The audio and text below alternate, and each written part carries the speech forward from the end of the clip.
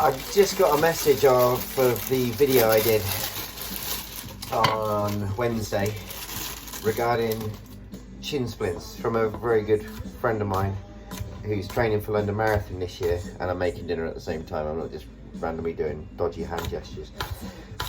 So yeah, sorry, shin splints. So obviously this is off the back of the glute activation video that I did.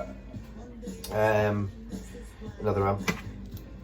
Shin splints are kind of, the way I interpret it is, if you imagine your foot as you land, you're kind of lacking movement here, running up the front part of your shin. So obviously the muscle gets exhausted, taut, whatever. I mean, all sorts of movement gurus will probably tell you different things. But the bone gets overworked, which leads to stress fractures, which can obviously be bad or really bad, depending on how much has been done to them.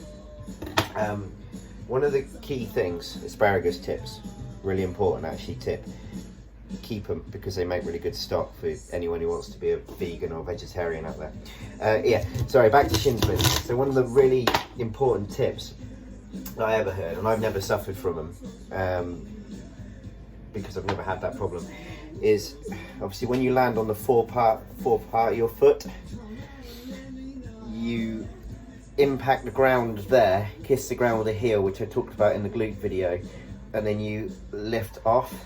But if you're landing like that every time and there's very little movement on the ankle, so you're shuffling and not running from the hip, you will get stress fractures in a similar way that if you're hitting the heels and shuffling, you'll get calf issues, and no amount of compression socks will stop that issue.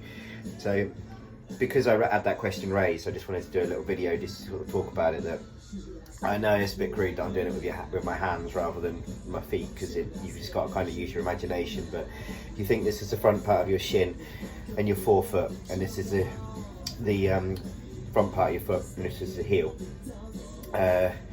If you're hitting that part every time, bang, bang, bang, bang, then that's going to send those stress fractures up the front of your shin. So you want to run from there. So most importantly, going back to the glute video, get your glutes working, roll off, run from the hips, as I talked about.